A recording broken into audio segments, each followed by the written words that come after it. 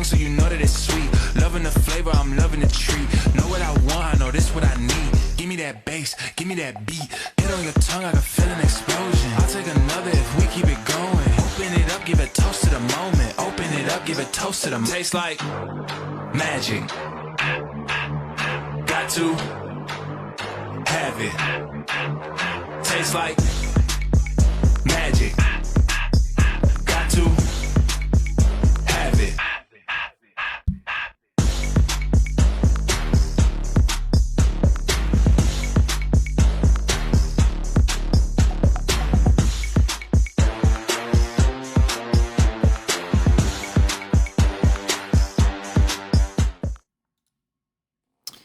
Alrighty. Happy Terpene Tuesday. I hope everyone can hear me this week. I have tried to fix my microphone. If you are jumping into this and you want to help us out, let me know if my mic is working. If it's blowing your ears out, sorry. It's better than you not hearing me. So this week is on Terpene Tuesday. We're going to be talking a little bit more about the actual effect of terpenes and terpenoids instead of the specific terpenes like last week. Even though we are going to cover a couple specific terpenes, we're going to talk more or less about how they can affect you, what really it means to have an effect from terpenes, and then we'll go into a little bit more about cartridges and what's in carts and stuff like that, as far as what they would call a terp sauce, and understanding what a terp sauce would be. It kind of is pretty self-explanatory, honestly, but we'll help to get you to understand those things. As always, we are waking. We're not waking really, but we're baking. So if you're with us for this session and you're home, light them up. If you're not home and you're at work, I'll smoke one for you.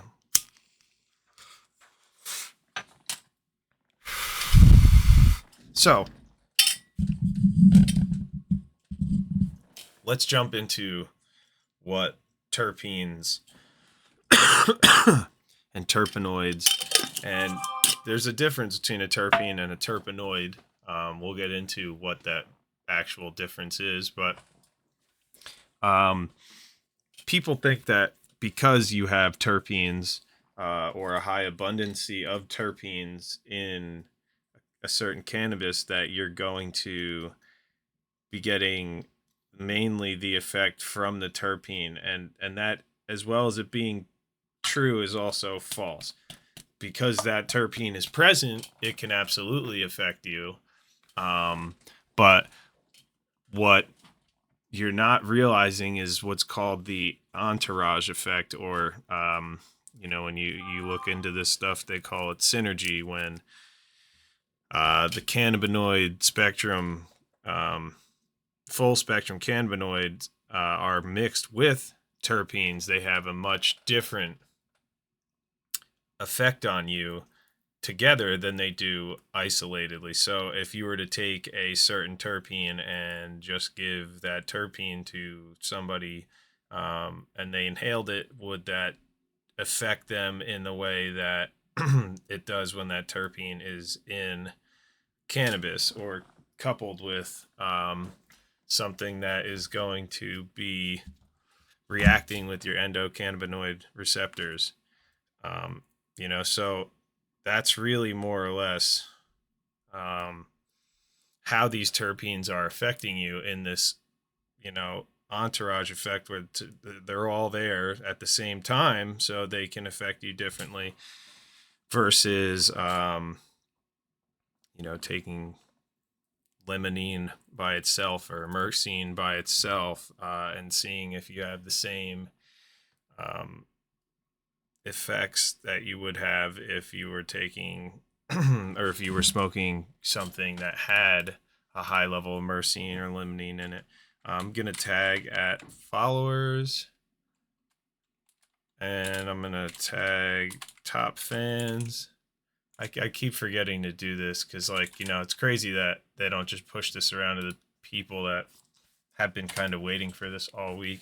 I'm going to tag whoever it lets me tag as well. Sorry if you didn't want me to tag you, but you are in my top tag list of people to tag. So you are now tagged. Dom, I just tagged you. How are you, man? What's going on? So in this entourage effect, this synergy where you would think 1 + 1 = 2, really it's 1 + 1 = 3. So if you were to use these things, they're even stronger when they're put together. So you have a cannabinoid, or you have a terpene and a terpenoid. And a terpenoid is like a terpene, except it can react with the endocannabis receptor, endocannabinoid receptor system. So you can actually have these certain terpenes go and act as a cannabinoid. So they would be classified as terpenoids. So these terpenes and terpenoids can actually even classify strains and or be in certain classifications of strains. Like, you know, myrcene is more of a sedative, mango-y type of, or not a mango-y, but it's found in mango. It's a sweeter, more of a sedative type of terpene, and that terpene is not really going to be found in something that's an extreme sativa, and if it is, it's not going to be the affecting terpene. You know what I mean? Myrcene is found in 2/3 of all cannabinoid terpenes and cannabis plants, but when you look at the other side of it, you then have terpenes in sativas that are actually going to you know, wake you up essentially, and they find them in indicas. So there is and there isn't a real consistent way to classify indica or sativa based by terpenes, even though there are terpenes that are predominantly in indica and sativa, and do attribute to how that plant or cultivar is going to affect you when smoking it. Morning, Daryl. How you doing, bro?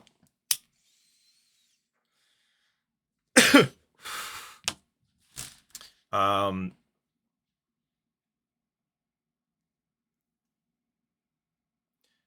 right. So the sedation and indica strain are actually more or less, when they do research about this, tied towards CBD content levels and CBG content levels more than terpene profile. But then again, as we were talking about with the entourage effect, when you add these things together, so now you're adding in high CBD, high CBG, high THC, and high terpene profiles, now you're getting this synergy where they're all working together, and it's becoming even stronger than just if you were to have a higher level or isolated level of THC itself.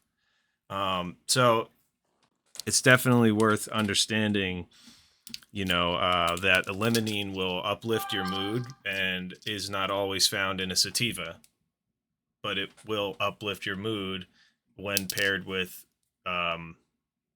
you know, full spectrum cannabinoid.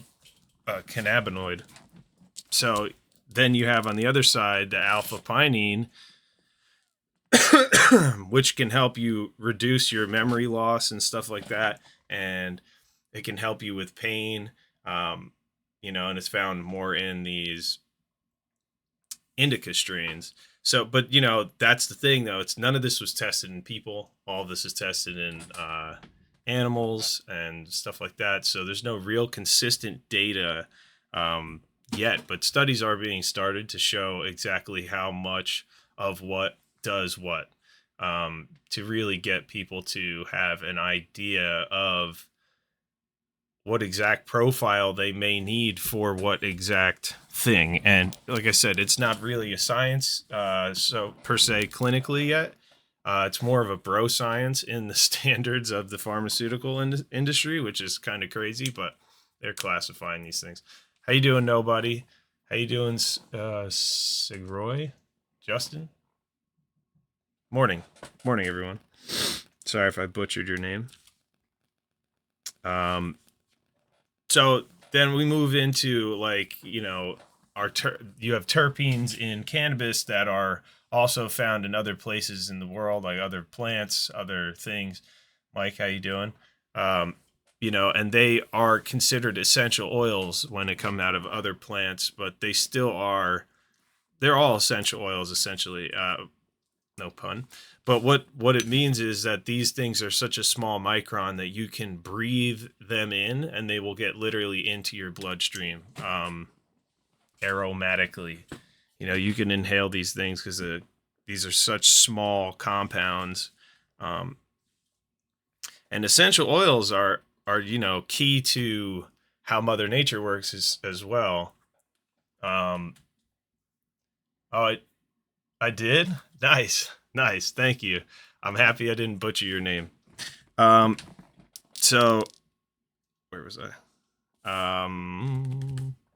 Oh, in nature. So, you know, these terpenes in nature are they're important because, you know, you have some repelling pests at the same token. They're repelling pests, they're bringing pollinators to the plant. So, like, you know, these terpenes, how you doing, Cicero? These terpenes actually act as, you know, they have dual action in nature, you know, and pinene and limonene are the most common in nature. And, you know, they're verified. These things are verified by like third parties and by the FDA and other alphabet soup companies that the government owns and makes documentation out of everything with. But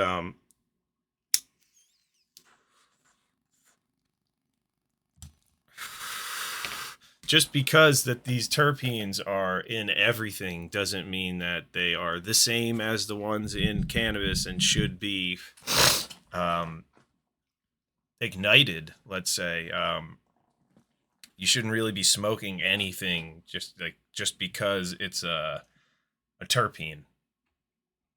You know, that doesn't mean that. But the ones that are found in cannabis obviously have all been ignited, and they have a different effect when you ingest them by ignition and you smoke them in, like inhaling them, versus you ingesting them into your body or on your skin.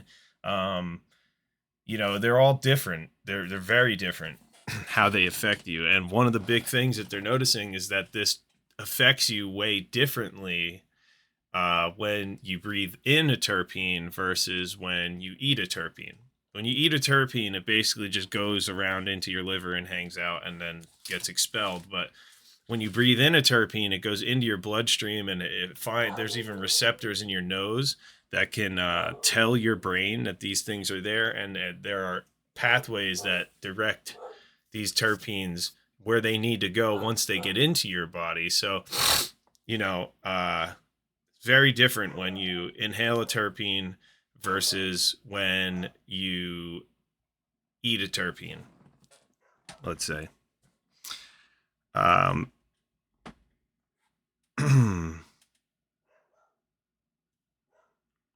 So there's a bunch of different stuff. There's isoprene, which is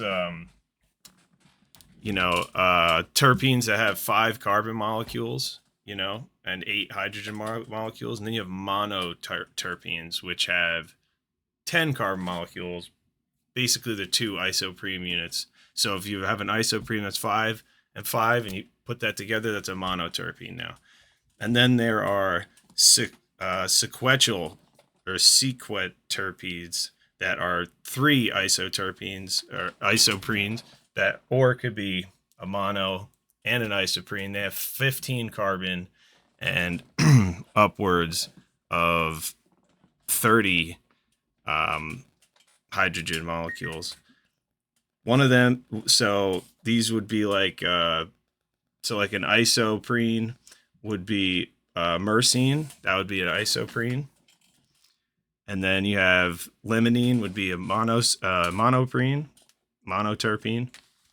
And then you get into having hybrids, which are polycyclic terpenes. And the polycyclic terpenes are like when you have, there's like geranium, I don't remember that one. I always say it wrong because I want to say the plant geranium. What's up, Dave? And then you have linalool. So you can put them together, and I'm going to ruin this, but that putting that together as the polycyclic terpene is geranilinalool. Really pretty freaking weird, geranilinalool. But that's a polycyclic terpene. So the more complex these terpenes get, I'm sorry if I'm confusing you, the more complex the terpenes get, it's really just based on how many carbon and hydrogen molecules there are. So in that geranilinalool, that is a 20 carbon molecule, 34 hydrogen molecule, and 1 oxygen molecule. So now you're adding in extra elements that aren't there in the isoprene and the isoterpene and the monoterpene chemical chains. So these things really start to change a lot, because what it does is at a certain point you get to like where these terpenes are and what makes them rare. So mostly all terpenes that are found are monoterpenes, and 2/3 of those monoterpenes found are myrcene. And it's in mostly every flower, every cannabis flower.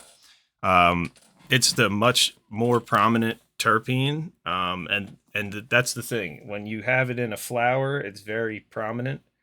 And then once you start to process these things, you're looking at them changing. So you go from it being a 0.2% to 0.1% after it's been turned into rosin, or after it's been washed with ISO or CO2 or anything like that.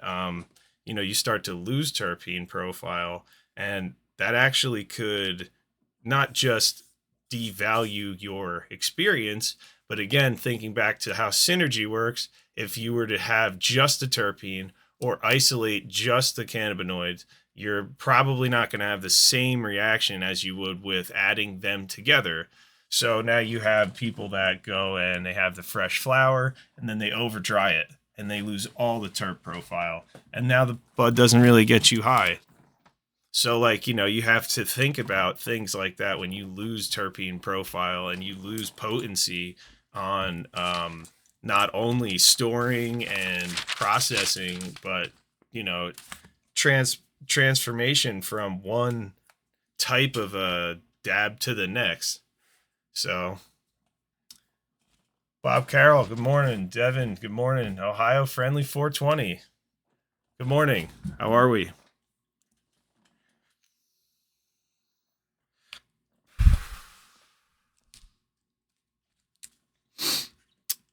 So you can have a higher terpene profile when, let's say you had high THCA and then you decarboxylate it, right? You could actually lose upwards of 50% of your terpene profile just decarboxylating.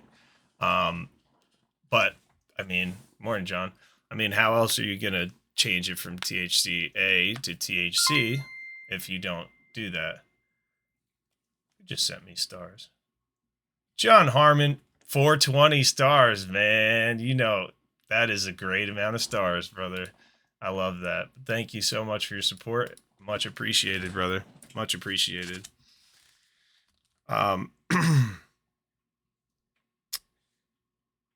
So now the question comes to how much terpenes really does anything for you.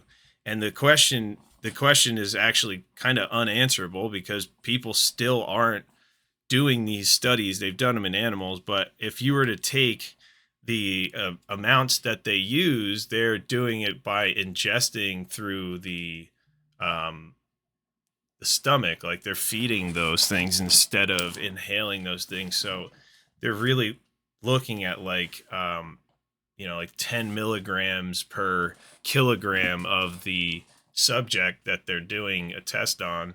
But it's not the same when you were going to inhale it, because then at 0.05% inhaled has a much higher response than it does a lot more of that being eaten. So again, these tests aren't done. They're more of a bro science right now.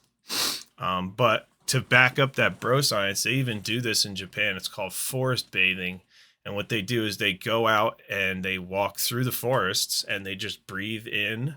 They go through different patches of different plants and flowers that have different types of terpenes and terpene profiles.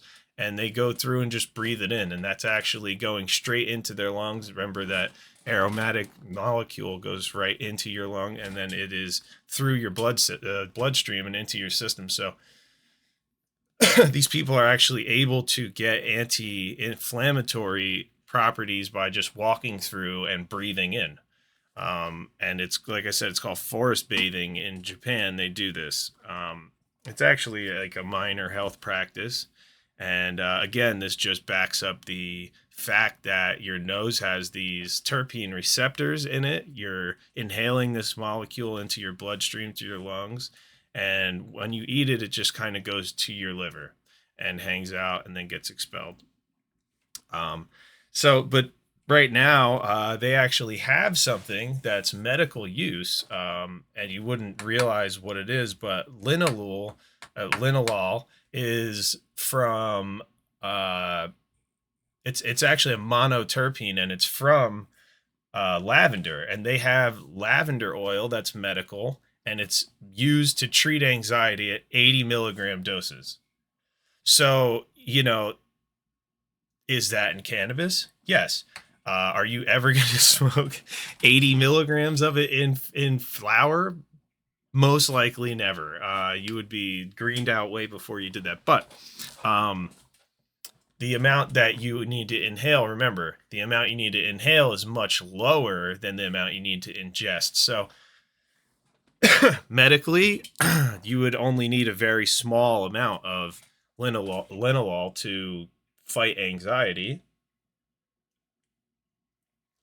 with cannabis. So another one is menthol. Menthol is a monoterpene as well, and they use it at 0.2 milliliters. Again, remember, this is ingested. 0.2 milliliters to fight IBS. So is that menthol in a cannabinoid strain? Yes, it is in a cannabinoid strain. You can find it. Is it going to have to be 0.2 milliliters? No, you're inhaling it, so it's a much lower dosage. So if you think about these things in the sense that how they were affecting people and then how they're testing them, you could see the kind of bridge the gap. And then, it's worth mentioning having terpenes that come from phytocannabinoid sources versus non-cannabis origin terpenes. Like I was saying, natural plants, natural flowers, pinene, it comes from almost you could smell pinene in like 15 different trees, and they take these terpenes, and this is where it gets to the vape cartridges. They take these terpenes and then they split up all these terpenes separately, and then they jam them all together into what I was saying, like a terp sauce. And then they put like a delta 8 in there. And remember that the cannabinoid, right, and the terpene together give you a mass effect. So realistically, on paper, there's nothing in there, right? There's nothing in that cartridge. But when you add them together, the entourage effect, those cartridges that have nothing in them sold at a gas station could get you loopy or exasperate the effects of those terpenes, because there's a terp sauce. There's a ton of terpenes with a ton of different effects. And then there's a cannabinoid in there that's, usable by your endocannabinoid system. So you're going to generate that high. So this is how those cartridges with nothing in them get people high. When you say, I don't know how that gets you high, I don't know how you smoke Delta 8, I don't know how people do that. That's how people do that. You know? Hey, Matt, how you doing, buddy? Weira, how you doing?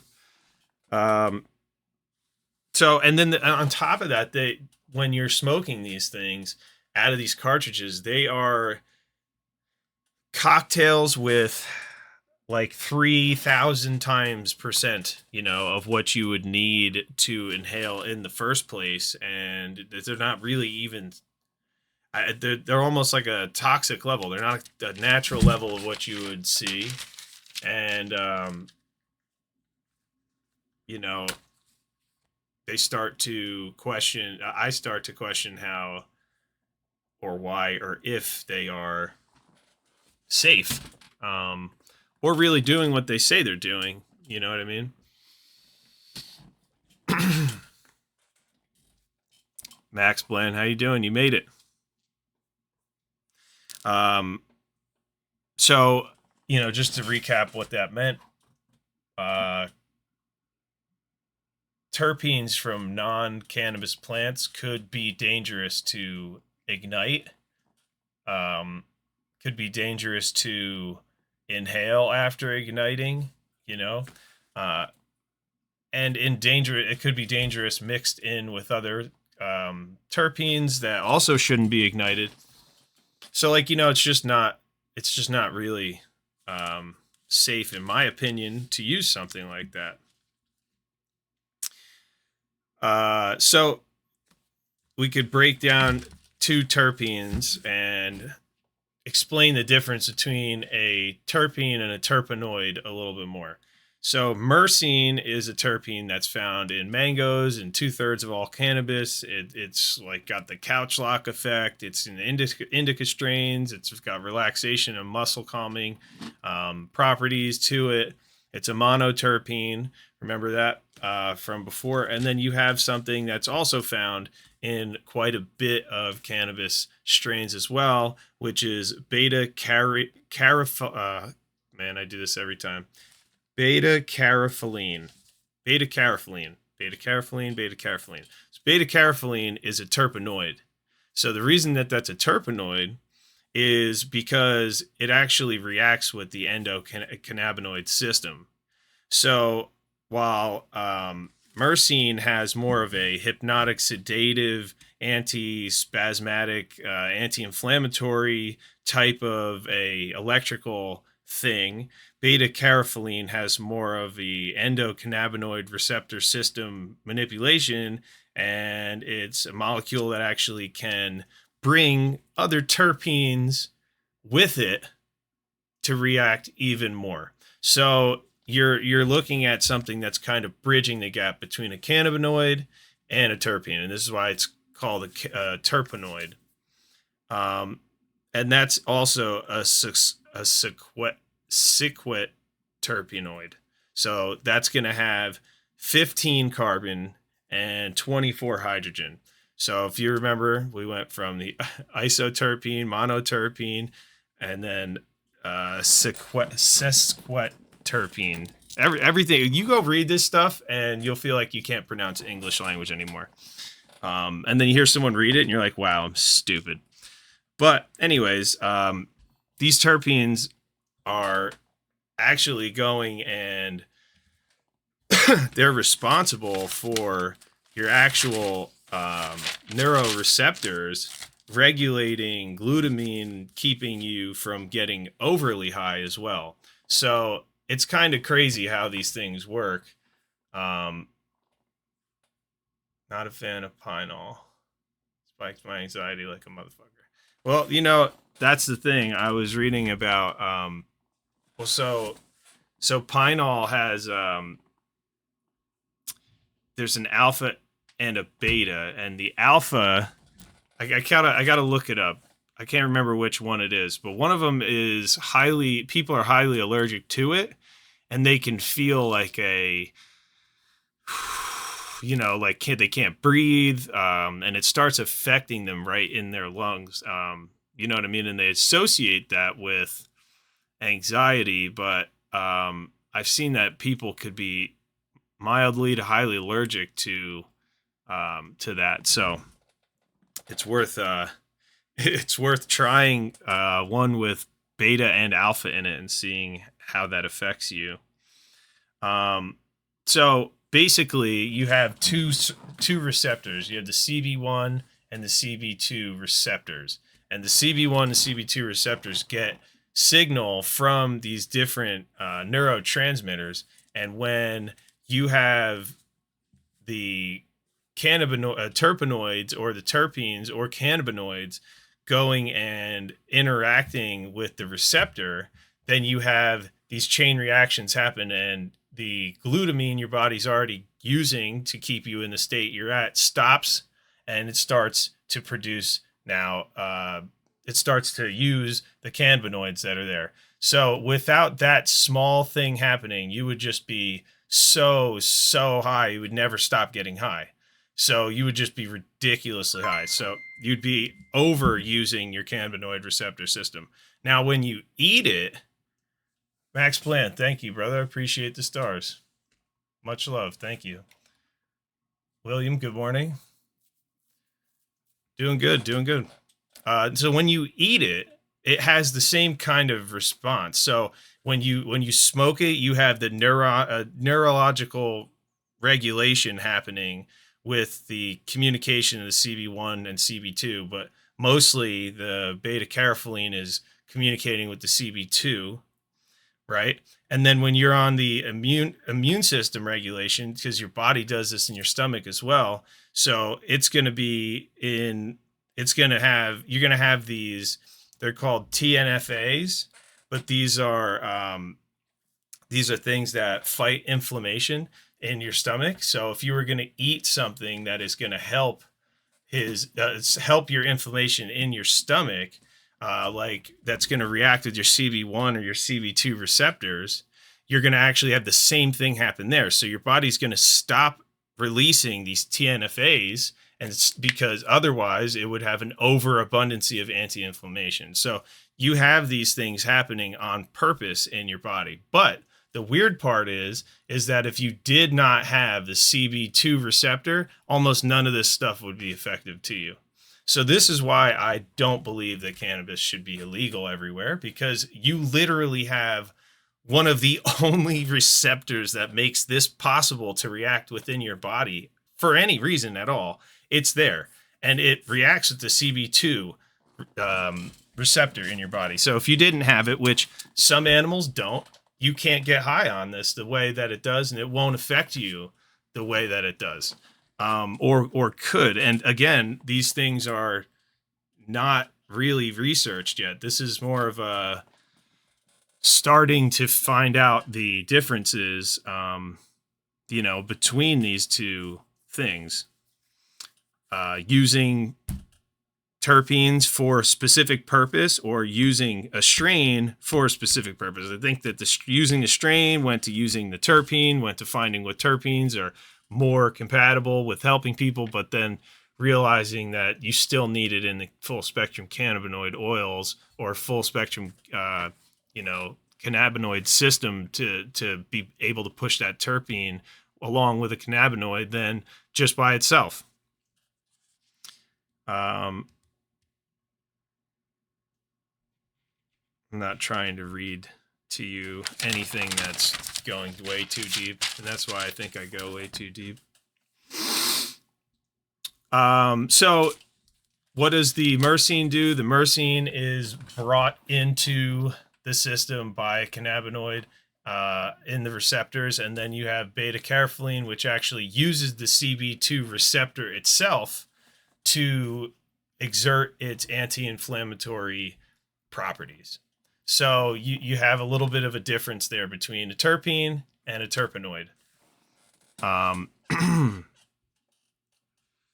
So if you were to even take this stuff, and this is another note I have here, if you were to take 5 milligrams per kilogram of your body weight of terpenes, of even beta carotene, it won't have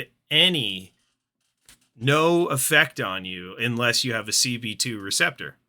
So this is totally different than what than what you would think about terpenes. So you don't need a cannabinoid receptor to have your body be able to translate and work with in the neurotransmitters with this terpene, a normal terpene. But then when you get to beta carotene, which is a terpenoid, if you don't have the CB2 receptor, you won't get any of its properties.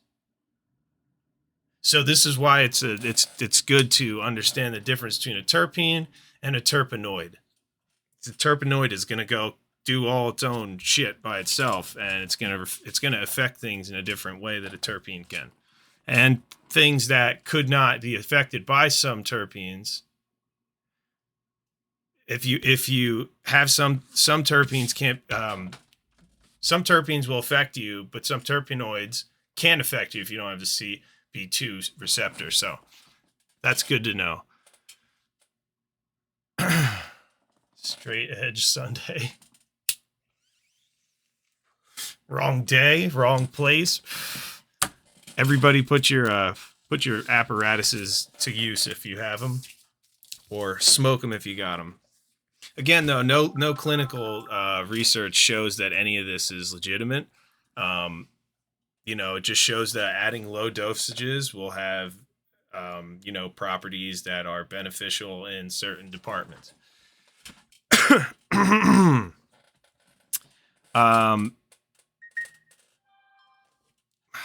Everybody's bothering me at the same time. So what does that mean when you're talking about non-THC strains, right? So if you're talking about a CBD strain, right? How do the terpenes affect you there? Because now you have a different set of cannabinoids that are affecting the endocannabinoid system. And they did some tests on 3 strains, and most of these strains that had these essential oil predominance was myrcene and beta carotene. So, and that was even in the CBD side of it. So, and when you use these terpenes in full spectrum CBD oils, they actually have even higher properties of effect versus isolated spectrums. So you're talking about like if you had CBD plus terpenes versus CBD, CBG, THCA, THC, CBDA, and terpenes. So they're talking about full spectrum plus terpenes versus isolation plus terpenes, or even isolated terpenes. So again, this is just hammering down that the understanding of synergy, of the 1 + 1 = 3, of the version of you're getting the entourage effect, and nobody's like working alone. They're all working together to get you where you are. So, oh God, knee is killing me. I just lost my place. So actually, CBD on its own in low doses has just as much effect as, and these are in these properties, as they do if you were to take that CBD and add to it an immense amount of terpenes. So adding a huge amount of terpenes with CBD does not increase the amount of effect. It actually starts to work the opposite way. That doesn't do anything.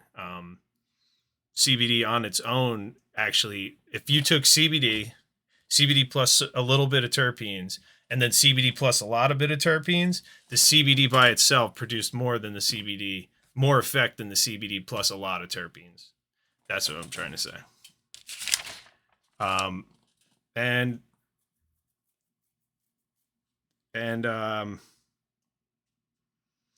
This is also the one thing that gets dangerous when you talk about those cartridges, because you don't know what these compounds are in there are. So you look at a medical cartridge and it tells you exactly every single part of what's in it, and then you go to a gas station and buy a cartridge that has nothing written on it.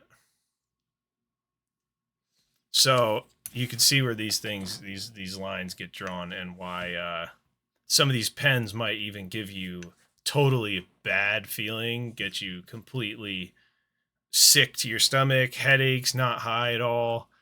Because people are experimenting with these things. They're doing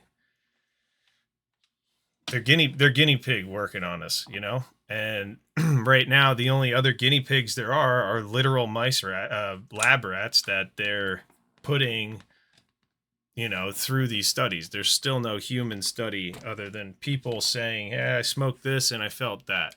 I use this when I need that." So until that happens, I don't really think that there's going to be any solid data. But I mean, you know. Matt, what are you starting down there, man? Carts are trash.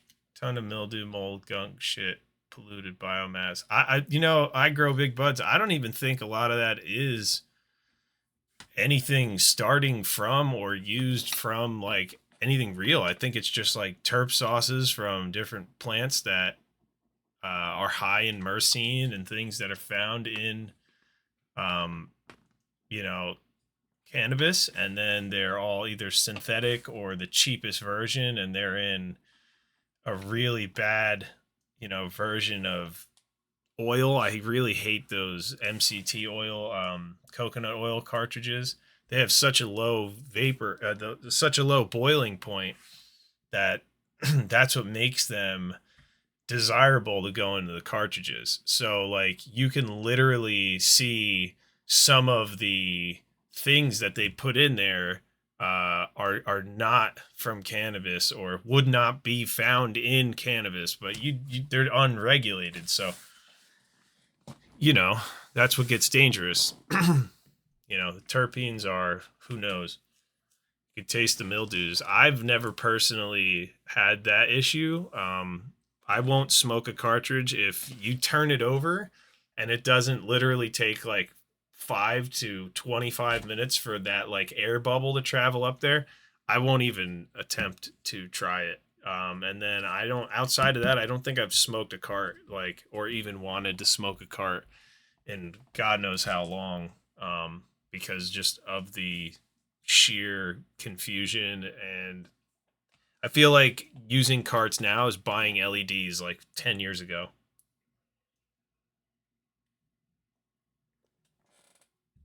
Shit is nothing but confusing and snake oil or not listed whatsoever.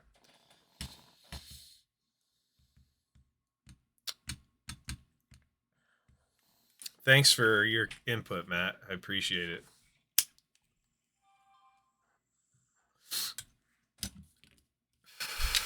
Anyways, y'all, I hope you learned something about some terpenes. I hope you understand the difference between a terp and a terpenoid and how these things affect you and affect your experience while smoking. And I hope this encourages you to, look into more the science behind what you're smoking, how it makes you feel. And if you do have issues with certain terpenes, to start a journal of what you don't use, don't like to smoke, and what you should not use in your daily life. That's something I think if you're a everyday regular smoker, you should be considering doing, is making yourself basically a block list for what you don't want to smoke, and you can isolate strains that are good or bad for you, and then like, hey man, you want to try this? I've got this strain, and I got a blunt and they're handing it around. You don't get a heart attack in the middle of a smoking circle. Thanks for your input, Matt. Literally just choke laughing. You're a dick. Somebody's trying to keep some sort of a focus here, and you're a dick. Love you, buddy. Fucking, I love how you put that comment in. As I say, love you, buddy, you say, I'm just here for you, bro. Love you. Love you too, man.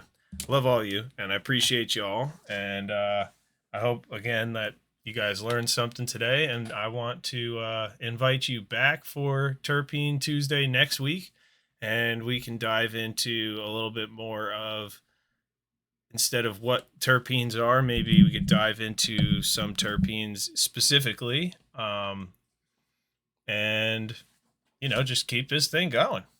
If you have any terpenes you want me to look up and research how they directly affect you or how they've affected people, or you want me to do a little bit of research about it, please put that in the comments. I'm gonna have another Terpene Tuesday video, live video up after this, and you can tag a couple people in there, put the terpene you might want us to highlight or anything like that, and we'll just get another Terpene Tuesday in.